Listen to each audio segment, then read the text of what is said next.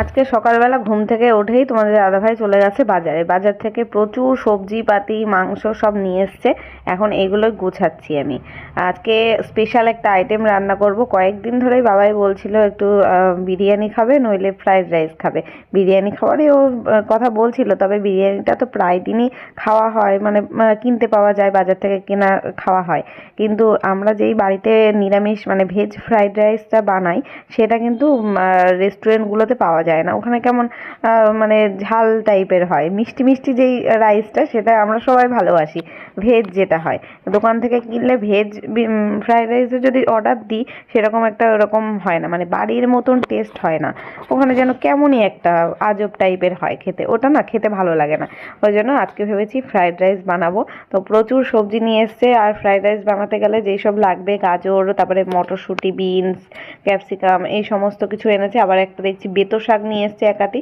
তা আমি আবার বলছি, কেন শাক এনেছো কেন, আজকে কি শাক রান্না হবে, রাইস দিয়ে কি শাক মেখে খাবে? তা হচ্ছে না না, আমি এনে রাখলাম, অন্যদিন রান্না করবে। তা দেখতে পাচ্ছ ফুলকপি এনেছে, পেঁয়াজ কলি এনেছে, এগুলো। আর অনেক দিন আগের কতগুলো গাজর মানে ফ্রিজের মধ্যে ছিল, সে মা দিয়েছিল আমাকে, বাপের বাড়ি থেকে দিয়েছিল। ওই মাঝে সাঝে যখন একটু পাস্তা করি কি চাউমিন করি, তখন তার মধ্যে দেওয়া হয়, তাছাড়া কোনো তরকারিতে দেওয়া হয় না। ভেবেছিলাম ওই গাজরগুলো দিয়ে একটু ডাল করব, সবজি ডালের মধ্যে দেবো। তা সে ডালও আর করা হয়নি, মানে মুগ ডাল না করলে তো আর সেটা করা যায় না। ডাল করা হয়নি বলে অনেকগুলো গাজর রয়ে গেছে। তাই ভাবছি যে আজকে ওইগুলো আগে বের করি, ফ্রিজে কি কি আছে আগে বের করে। টোপলা টুপলিতে কি থাকে না, আমি নিজেই ভুলে যাই। শিম টিম অনেক কিছু রয়েছে, সেগুলো সব বের করলাম। বের করে সব আলাদা আলাদা আলাদা করে প্লাস্টিকে ভরে ভরে এখন সমস্ত কিছু রাখবো। আর কালকে মানে আগের যেই গাজরটা যে ছিল, সেইগুলো ভাবছি বের করে ফেলবো। ওগুলো কেটে আজকে রাইসের মধ্যে দিয়ে দেবো। আর আজকে টাটকাগুলো কিছুটা দেবো আর কিছুটা রেখে দেবো। তো সকালবেলা বাবাই ভাত খেয়ে বেরিয়েছে, ওর বাবাও খেয়ে বেরিয়েছে। আর এখন আমি খেয়েছি চা বিস্কুট মুড়ি এসবই খেলাম। আর পিঠে ছিল, পিঠে খেলাম। এইগুলোই সকালের ব্রেকফাস্ট রয়েছে। এই পিঠে যতদিন না ফোরাবে, সকালবেলা ব্রেকফাস্টে ওই চায়ের সাথে পিঠেটাই চলবে। আর মানে বেশি দিন চলবে না, কালকে পর্যন্ত হয়তো থাকবে। কারণ বাবাই তো ঘুরছে ফিরছে, একটা করে তেল পিঠে নিয়ে খাবে, একটা পাটিসাপটা খাবে। ওদের জন্যই তো বানানো, বাচ্চাদের জন্যই বানানো। তো এই হচ্ছে সকালের আপডেট। তো পুরো ব্লগটা দেখো কন্টিনিউ, আশা করছি খুব ভালো লাগবে। আর আজকে কিন্তু বাজারে যাব, একটা শাড়ি কেনার ইচ্ছা আছে সরস্বতী পুজো উপলক্ষে। সেটাও কেমন কি কিনলাম সেটাও শেয়ার করবে এই ভিডিওতেই। পুরো ব্লগটা কিন্তু দেখো। তো welcome back to my channel, আমার নতুন ব্লগে তোমাদের সকলকে জানাই অনেক স্বাগত। এই যে বাজার তো গুছিয়ে নিলাম, এখন রান্নাঘরটা গোছাতে হবে। এখন বোধহয় বাজে 10টা, 10:30 হবে। মাসি তো এখনো কাজে আসেনি। এখন বাসনগুলো, এঁঠো বাসন সব নামাতে হবে, আর যেগুলো গামলার মধ্যে মাজা বাসন রয়েছে সেগুলো গোছাতে হবে। এবার দেখো কিচেনের এই ওপরটা একটু জায়গা নেই যেখানে আমি কোথাও রেখে মাংস ধোবো বা সবজি কাটাকুটি করব বা সবজিগুলো রাখবো, সেই জায়গাটুকুনি পর্যন্ত নেই। তো এগুলো এক সাইডে করে আগে ভাবছি এঁঠো বাসনগুলো আগে নামাই, তারপরে কড়াই টড়াইগুলো খালি করতে হবে। কালকে না, ওই দিনকে পরশু দিনকে পিঠে বানিয়েছিলাম, তো কড়াইয়ের মধ্যে সব তেল টেল রয়েছে। সেই এক কড়াই আর কি, সাদা তেল যেটা, ওটা রয়েছে। আজকে ভাবছি ওইটা দিয়েই ওই রাইসের যেই সবজিগুলো ভাজতে হবে সেগুলো ভেজে নেব। তা সেই সব কড়াই টড়াই খালি করলাম। তা বড় কড়াইটা নামালাম না, ওর মধ্যে তেল আছে, থাক, তেলটা অতটাও তো লাগবে না, অর্ধেকটা রেখে দেবো। আর ওটার মধ্যেই রান্না করে নেবো ভেবেছি। 1 কিলো মাংস নিয়ে এসছে, মাংসটাও একটু বড় কড়াই না হলে হবে না।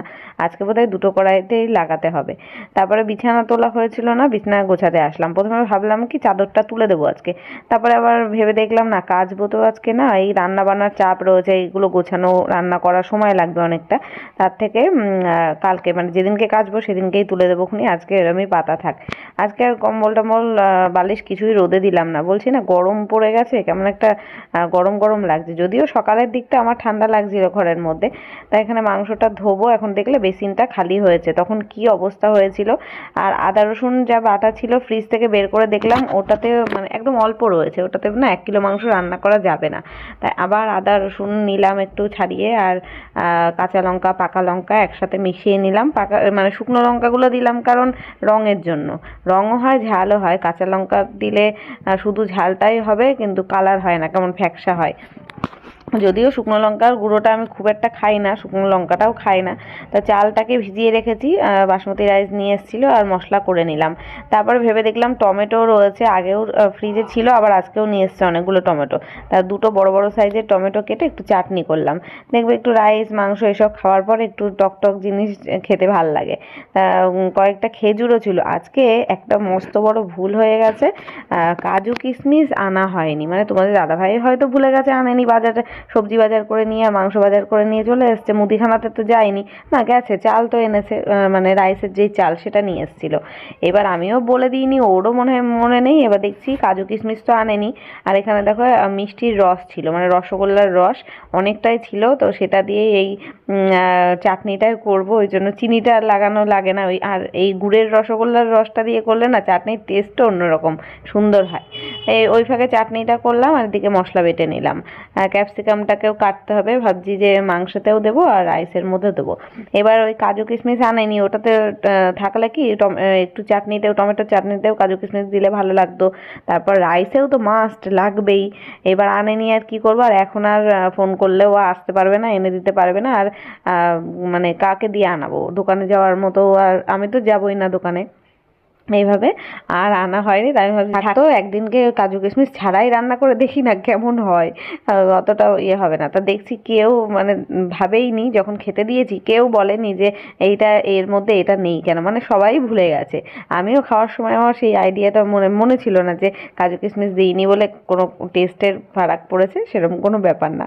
তো এখানে দেখো ক্যাপসিকামটা কেটে নিলাম, বেশ বড় সাইজের ছিল তো, অনেকটা হয়েছে, মাংসের মধ্যে দেওয়া যাবে বেশ সুন্দর করে। আর এদিকে যা দেবো বিনস, মটরশুঁটি, পেঁয়াজ, টমেটো, একটু খাওয়ার জন্য পেঁয়াজ কেটে রাখা হয়েছে, আর গাজরটাও এখন কাটতে হবে। তো এদিকে এর মধ্যে কয়েকটা খেজুর দিয়েছিলাম, খেজুর ছিল সে অনেকদিন আগের, বাবাই খাবে বলে সেই কিনে এনেছিল, আর তো খাইনি, প্যাকেটে ধরা ছিল, ওই যে কটা ছিল সে কটাই দিয়ে দিলাম। তাও ভালো হয়েছিল। কিন্তু চাটনির সাথে আমি ভেবেছিলাম একটু পাঁপড় ভাজবো। তারপরে পাঁপড় ভাজবো যখন খেতে বসার সময়, তখন দেখছি কি যে চাটনির সাথে পাঁপড় যেই খেতে হয় সেই পাঁপড় নেই। আচ্ছা, ওই ব্যাডমিন্টন পাঁপড় হয় ছোট পাঁপড়, সেইগুলো। তা ওইগুলো আবার কেউ চাটনির সাথে খাবে না, আমাদের বাড়ির আবার এক একজনের এক এক রকম ব্যাপার আছে। তারপরে আর কি টমেটোর চাটনি আমি একাই খেয়েছি, ওরা আবার খায়নি। ওরা সব মানে বড়লোক মানুষ, চাটনির সাথে পাঁপড় না হলে খায় না, শুধু চাটনি নাকি খাওয়া যায় না। তা খাবি না, আমি তো খাবো বাবা, আমার জন্য বানিয়েছি, আমি খেয়েছি। আর ওইদিকে মাংস বসিয়েছি, আর এখানে গাজর, তারপরে মটরশুঁটি, বিনস, আর হচ্ছে আর একটা কী যেন দিলাম, ক্যাপসিকাম, সবগুলো একসাথে করে ভাজা করে নিচ্ছি। যে যতটা কাজ এগিয়ে রাখা যায় ততই ভালো। দুটো কড়াই এঁটো করে দিয়েছিলাম আজকে, বড় কড়াইতে মাংস বসিয়েছি। আর রাইসটাও মেশাতে হবে, মানে ভাত এখনও বসাইনি, ভাতটা সবার লাস্টে বসাবো, তাহলে খাওয়ার সময় সব গরম থাকবে। আজকে এমনিতেই সকাল সকাল রান্না বসিয়ে দিয়েছি, আর ভিডিও এডিট করার সময় পাইনি, রান্নাবান্নার চক্করে ভিডিও দিতেও পারিনি। তো এখন এই যে সবজিটা ভাজা হয়ে গেল, মাংসটাকে অনেকক্ষণ ধরে কষালাম, যেহেতু মানে অনেকটা বেশিও ছিল। তারপরে ঝোল করতে, মানে ঝোল ঠিক হবে না, কষিয়ে কষিয়ে ওটাকে রান্না করতে হয়, গ্রেভি, হালকা গ্রেভি থাকবে। তো এখন অলমোস্ট মাংসটা হয়ে গেছে, ওদিকে ভাত হতে হতে মানে হয়েই যাবে। এখন একটুখানি গরম মশলা দেবো। আজকে ভেবেছি যে ধনেপাতার ফ্লেভারটা দেবো না এতে, আর ধনেপাতা হ্যাঁ ছিল, আজকে তো নিয়ে এসছে। রাইসের সাথে মাংস খেলে গরম মশলার ফ্লেভারটাই ভালো লাগে, তাই বেশি করে একটুখানি গরম মশলা দিলাম, দিয়ে ঢাকা দিয়ে রাখবো। মাংসটা কড়াই থেকে আর নামাবো না, এর মধ্যে বারবার তো জাল দিতে হবে এখন, মানে যতবার খাবো ততবার গরম করতে হবে, ঠান্ডা তো কেউ খাবে না।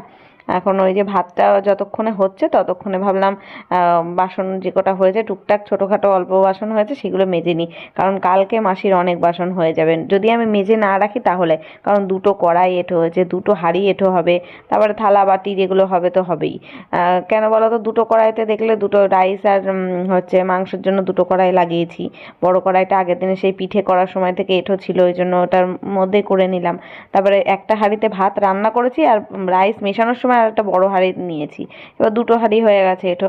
এই করে অনেকগুলো বাসন হয়ে যাবে, সেটা আমি আইডিয়াতেই বুঝতে পারছিলাম, তাই জন্য ভাবলাম যে কটা আছে ছোটোখাটো বাসন আমি মেজে নিই।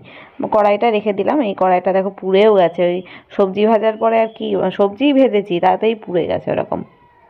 তো বাসনগুলো মেজে নিলাম। এই ঝুড়িটাও এঁঠো হয়েছিল, ঝুড়ির মধ্যে সব মানে ওই সবজি টবজি কেটে ধোয়া করেছিলাম। এবার ওর মধ্যে ওই তেল তেলা হয়ে গেছে আর কি, তেল হাতে ধরতে ধরতে না তেল তেলা হয়ে গেছে, তাই ওই ঝুড়িটাও মেজে নিলাম।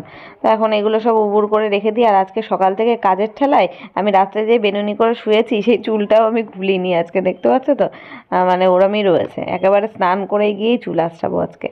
তো এদিকে ভাত দেখছি উতলে পড়ে যাচ্ছে। গ্যাসটা জোরে বাড়ানো ছিল, তা অনেকক্ষণ, আধা ঘন্টার বেশি তো চাল ভিজিয়ে রেখেছিলাম। একদম বেশি সময় লাগে না, 10 মিনিট লাগেনি ঠিক মতন যে এই ভাত হতে। তা এখন এই যে হয়ে গেছে ভাতটা, তা ওই একটু সর্ষের তেল বলছি, সাদা তেল দিতে ভুলে গেছিলাম, তাই এখন একটু সাদা তেল দিলাম যাতে ভাতটা বেশ ঝরঝরা থাকে, লেগে লেগে না যায় তাই। তো এখন সব রান্না আমার কমপ্লিট। রাইস আর করার সময় তখন আর ভিডিও শ্যুট করা হয়নি, তাড়াতাড়ি করে করছিলাম আর খেয়ালও ছিল না তখন আর। এখানে মাংস হয়েছে কড়াইয়ের মধ্যেই রয়েছে দেখছো। আর এই হলো চাটনিটা যখন নামিয়েছিলাম একটু তাও পাতলা ছিল, এখন দেখছি জমে গেছে পুরো। আর এই যে বড় হাঁড়িটার মধ্যে করে রাইসটা সব মিশিয়ে নিলাম ঘি টি দিয়ে, চিনি টিনি দিয়ে, মানে যা যা লাগে এর ভেতরে। সবজিগুলো সামান্য একটু লবণ দিয়ে ভেজেছিলাম, ওই জন্য পরে আর লবণটা দিতে হয়নি। তারপরে আমি চটপট করে গিয়ে স্নান করে নিলাম, স্নান করে এসে চুল টুল আসছে ক্রিম ট্রিম মেখে এখন খেতে দেবো। তো চলো দেখাই কেমন লুক হলো ফ্রাইড রাইসের। তো এই হচ্ছে লুক। আর আজকেও সেই শশাটা আনেনি, শুধু পেঁয়াজটাই স্যালাড হিসেবে খেলাম, আর এই তার সাথে চাটনি ছিল। তো এই খাওয়া দাওয়া করে দুপুরবেলা একটু রেস্ট নিয়েছি, তারপরে বললাম না বিকেলবেলা যাব একটু একটা শাড়ি কিনবো ভেবেছি। মানে আমি দেখেই রেখেছি শাড়িটা, ভিডিও আর কি অনলাইনে দেখেইছি, সেটা কিনতে যাব। আমাদের বনগাঁ বাজারেই যাব। তো সেটা কালকে যাওয়া হয়নি, বলছিলাম যে যাব ভেবেছিলাম, তার যাওয়া হয়নি। তারপরে ফাংশন দেখে তো চলে আসলাম, আজকে সেটাই যাব কিনতে। তা আমি, মা আর বাবাই তিনজনে মিলে গেছিলাম, তো কেনাকাটা করে চলেও এসেছি। তাই ওই একটা দাদা পড়ে এসেছিল, তাই দেখলি পড়ে খেলেছি। লোকের জুতো কেন পরে খেলিস তুই? আমার তো পড়ে খেলেছে আর ওদের তো পড়ে খেলেছি। এসে বাবার দোকান থেকে চা খেলাম, চা খেয়ে এখান থেকে বাড়ি যাব। টোটো ধরেই চলে যাব। সেই রাত করব না, কারণ তোমাদের দাদা ভাই আস্তে আস্তে সে অনেক রাত করবে, তখন আর মানে রাত হয়ে যায় পরের দিন, কালকে সকালে বাবার পড়া রয়েছে, ওই জন্য। কালকে তো আর শাড়ি কিনতে গিয়ে দোকানে গিয়েও ভিডিও করিনি, আর বাড়িতে এসে আর রাত্রেবেলা ইচ্ছা করছিল না, তখন আর শেয়ার করি। তো এই যে দেখো, এই পিঙ্ক কালারের শাড়িটা নিয়েছি, পিঙ্ক ঠিক না, রানি কালার, ডিপ রানি কালার। এই শাড়িগুলো এখন খুব ট্রেন্ডিং চলছে, চিনন শাড়ি। তো এটা আমার অনেক দিন ধরেই, মানে পুজোর সময় থেকেই নেওয়ার ইচ্ছে ছিল, পুজোর সময় সবে উঠেছিল তখন। তো এখন পুজোয় তো নিতে পারিনি, সরস্বতী পুজোতেই নিয়ে নিলাম। ভেবেছিলাম অফ হোয়াইট নেব, তারপর গিয়ে এই রঙটা এত পছন্দ হয়ে গেল। আর তোমরা তো জানো পিঙ্কের প্রতি আমার একটা আলাদা লেভেলের টান রয়েছে, পিঙ্ক কালার দেখলে আর আমি ছাড়তে পারি না। আর অফ হোয়াইট কালারটা ওদের ওখানে ছিলও না, ব্ল্যাক ছিল। তো ব্ল্যাকটা আর এই দুটোর মধ্যে কনফিউজড হয়ে গেছিলাম। তারপরে মা বললো থাক, সরস্বতী পুজো এই কালো নিতে হবে না, এই পিঙ্কটাই নে। তাই জন্য শেষ পর্যন্ত এই রানী কালারটাই নিলাম। আর এটার সাথে না ব্লাউজ পিস না, এই শাড়িগুলোতে ব্লাউজ পিস থাকেই না। এখন কি ব্লাউজ দিয়ে পরবো এটাই ভাবছি। এর ভেতরে এই দেখো এই কালারের ফুলগুলো রয়েছে, মানে সবুজ সবুজ হলুদ হলুদ এইসব রয়েছে। এখন কি কালার ব্লাউজ পরবো, আমার কাছে যা রয়েছে তার মধ্যে থেকেই ভাবছি একটা পরবো। এখন কি পরলে ভালো লাগবে, কোন কালার, তোমরা একটু কমেন্টে জানিও তো। আবার স্টোনের কাজ করা, ওই জন্য কোনো সুতির ব্লাউজও পরা যাবে না, মানে এরকম কাজ করা ব্লাউজই পরতে হবে কোনো, মনে হচ্ছে। একটু কমেন্টে জানিও কোনটা পরলে ভালো লাগে, আর এই কালারটা আমাকে ভালো লাগছে কিনা সেটা জানিও, ঠিক আছে? তো চলো আর ভিডিওটা কন্টিনিউ করবো না। এখন এই শাড়িটাকে নিয়ে ভাবছি পার পিকো করতে দিতে যাবো, একদম পাতলা শাড়ি তো, কিন্তু পার না লাগালে পিকো করতে হবে, এক সাইডটা না করলে পরা যাবে না। আর তো মাঝে আর একটা দিন বাকি রয়েছে সরস্বতী পুজোয়। তো চলো ভিডিওটা শেষ করছি এখানে, দেখা হচ্ছে কালকে নতুন ব্লগের সাথে। আজকের মতো টাটা।